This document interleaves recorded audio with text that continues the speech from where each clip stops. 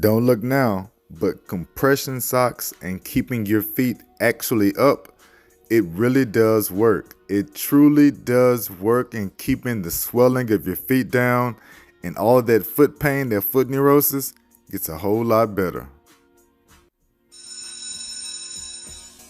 Swinging and Banging with the University of Gratitude podcast, a daily show of entertainment, education, and inspiration for anybody dealing with abandonment, chronic illness, or the physical limitations.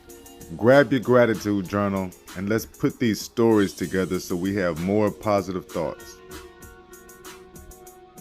Give me something to celebrate and recharge my shit, Professor Kendrick. January 3rd, it is International Mind, Body, Wellness Day. There was no better day for me to come back and bring myself back to the squad, back to the Trops people. It's International Mind, Body, Wellness Day, and I'm going to introduce this day to you by reminding you that your boy is a coach.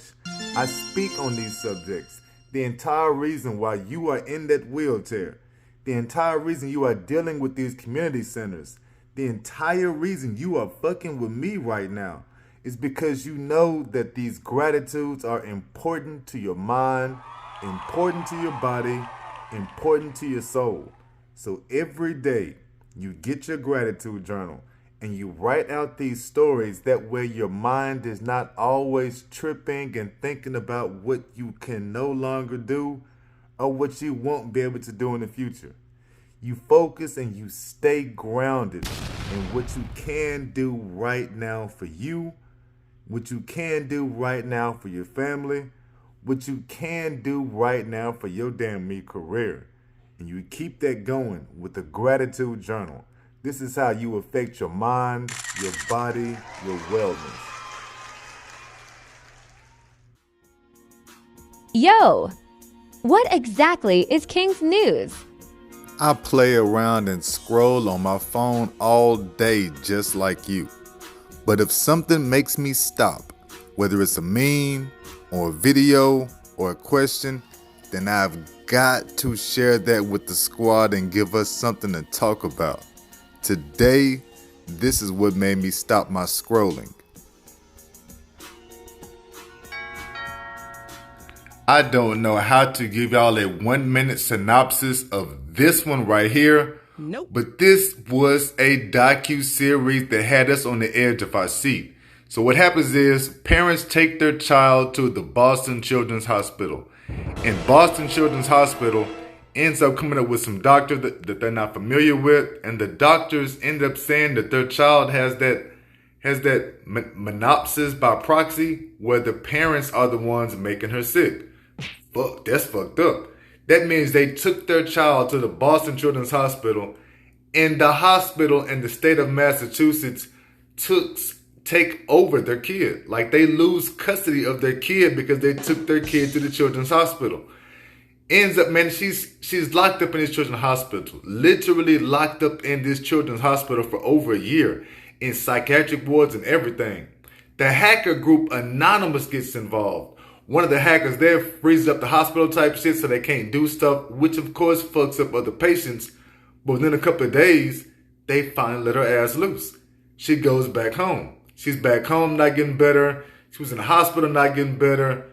This is some wild out shit, but it's all about losing custody of your kids because you took them to the fucking hospital. Whoa, that's some scary shit. God Squad is gratitude over disabilities. That's my latest playlist on the YouTube channel, Kendrick Avant. Alright, God Squad, I'm about to try this again.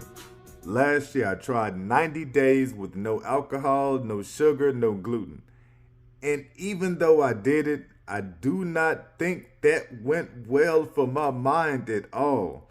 Yeah, I do think my body may have gotten a little bit better, but at the same time, I was tripping. That I was under so much pressure, trying to live what I thought was the perfect life, that I just found myself in an even worse predicament. I felt like my legs were more sore than usual. I couldn't hardly walk and get into the shower. Things just did not go as good. So this year, 2023, This is not in honor of mind, body, soul day, anything like that. This is simply because your boy is growing up, man. And getting fucked up all the time in honor of an illness, getting fucked up all the time just to say that you're getting fucked up, I gotta quit that, man. And if you're dealing with these handicaps, if you got these wheelchairs going, then you know you can go as hard as you want to with this alcohol and feel good and it's getting over the pain and all of that. But then come the accidents. Then come all the falling. And that's what I've got to stop. I got to get away from this shit. The falling, the accidents, the unable to get up, the recovery time. I always brag that as long as you don't stop drinking, that you'll never get a hangover. And I've had that theory for a long time, but it's time for me to quit that. So this year in 2023, what I'm going to start doing is I'm going to stop drinking to get fucked up. Stop all that. And I'm going to just start drinking to enjoy the social event. Drinking to enjoy the people who I'm drinking with. So, no more vodkas and Red Bulls. I'm going to see how long I can go without doing that, period. And I'm just going to enjoy beers, and I'm going to find some wines, some sangrias to keep myself going. And that way, when everybody comes together and has a good time, I'm going to be having a good time with them. I will be telling a story. I will be all the way involved. I will be getting my mindset away from the bullshit. But no more getting fucked up. No more falling. No more accidents. No more 2 and 3 day recovery periods. No more messing up your water intake, so I got to start drinking more water to get that all caught up. Time to quit all that. I'm telling y'all can jump on board with me. I'm going to keep y'all updated, keep that going. We're going to see how long I make this shit. I made it 90 days last time, and that was with no alcohol, no sugar, any of it. This time, I'm just going to do better with the intake. I'm not going to quit it completely. I'm just going to do better with the intake. Cat Williams became a philosopher to me in 2008 when he said you better get your 7 laughs in for your mental health. Gratitude stories. Here we go. There we go. Yeah, get that just right. Gratitude number 1. I fixed the sink. By my damn self, I fixed the sink. The disposal had gotten all jacked up underneath the sink, and it gotten jacked up because it was clogged up with a towel and a bunch of old fruit and foods. I did the tried and true method of turning everything off, unplugging that mug, and it took me a while to find it. Y'all know the disposal wrenches, and it looks like one of the L-shaped screws, and you stick it underneath the disposal. And you just gotta slowly work that mug in circles, and just keep going. I did that. I would get some of the stuff to come out the disposal, then I got to come back up to the top, climb off the floor, back up to the top, clog it, take that out with the fingers. Oh, nasty. Get that out, and then I'm right back under and got to keep working it. I didn't think that was going to work. I did that for maybe 15, 20 minutes. I did not think that was going to work. I had just told the wife, like, man, I think we got to pay for it. I don't think this is going to work. Another 10 minutes later, it ended up working. That's going to save a ridiculous amount of money because y'all know plumbers are not cheap. Even a bad plumber is not cheap. So got the disposal wrench to work. That saves us the money of the plumber. And we don't need to go ask the neighbors. And that's another big one, man. Love the neighbors to death. They come through to help out with all kind of shit. But, dog, I just feel, I never want anybody to feel like we are abusing their help. We are taking advantage of their help. So, hell yeah, don't have to ask them for help. That takes stress off. That makes you know that you are doing things on your own. Feels like you may be even building relationship because you don't want to keep asking for help. And then, of course, the money part. And the last part, I look like a gangster because I got that shit fixed.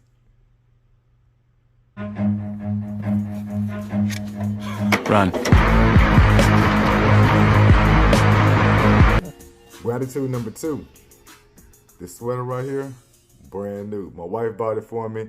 It is a matching sweater with my girls. It's got the Black Panther, so that's gratitude number one. That's my favorite hero. The whole story. He wasn't my favorite hero growing up as a kid.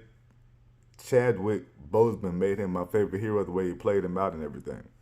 And it gives me strong vibes because of the story of Chadwick Boseman. Y'all know we lost him with the cancer. Wearing this shirt, knowing what he went through, what he did, yeah, man, that makes your own, that makes my own chest swell up. I'm grateful because it is stylish. Got green, it matches everything else that I got. I am grateful that it is Old Navy. That means my wife paid attention because Old Navy is my favorite designer, I guess. Yeah, Old Navy is my shit. That effort fills up my heart. I'm grateful that my daughters think we look cute matching in our sweaters. That makes me think that your boy is pretty. That's like another gratitude. I am grateful that this sweater is lightweight. So that means I can wear this even on regular days, even when the fan is on, and then having a hood too. Boy, yo, this sweater is the shit. I am loving this, man. I can wear this on regular days, even with the fan being on. Y'all know when the fan is on, that's gonna get that will get the chill going, keep you underneath covers and everything. If you got a high powered fan, and we have a nice fan, so having a lightweight sweater, yeah, I can wear this as needed. This goes for the employees at your job, the students at your school, your kids at the house. Last gratitude. So I gave y'all that second gratitude I just gave y'all. Remember, that was the example of a cheesy gratitude. You take one thing, got the sweater, and I broke it into like 3 or 4. I told y'all the story about the stylishness of it. Told y'all the story about my daughters. Just all that goes into it. Those are what you call cheesy gratitudes. This right here, easy gratitude. Something that could happen every single day. You put the whole story into it. Your mind is away from the bullshit. You've got to stick and build these skills up, people. So gratitude story number 3. Perfect timing. I used the last bit of lime juice to make my water. I'm telling y'all, drink your water. Use the last bit of lime juice to make my water. And I knew that was not enough lime juice to make it a good water. It wasn't going to taste good to have just a little bit of lime juice. Make it taste kind of watered down or something. Either way, boom. Looked up and there was a half lemon sitting right there in the refrigerator. So I snatched it up, squeezed that mug on out into the water with the lime juice in it. I see the seeds in there. Yeah, means I got lime juice and lemon juice. The combination made a magnificent 25-ounce water. Felt like my sore throat did not hurt as long as I am drinking this water. Like every time my throat gets to get a little bit too parched up, something like that, that water takes it all the way. And even when I'm drinking the water, I got a sore throat. The throat doesn't feel sore when I'm drinking the water. That's a bonus. Because I am kind of worried about this sore throat. This is day number 3 of a sore throat, and my daughter had strep throat last week. Dog, I hope I didn't get no damn strep throat, man. For real talk. My fingers are crossed. And that's another example of your gratitude journal working. Get your mind away from what you may have and keep going. Yes, you will take care of it. But get your mind away from the bullshit so you can make the decisions that are best for you. Y'all be pretty. Stay grateful. We are back. We rocking and rolling. Welcome into 2023. I'm out.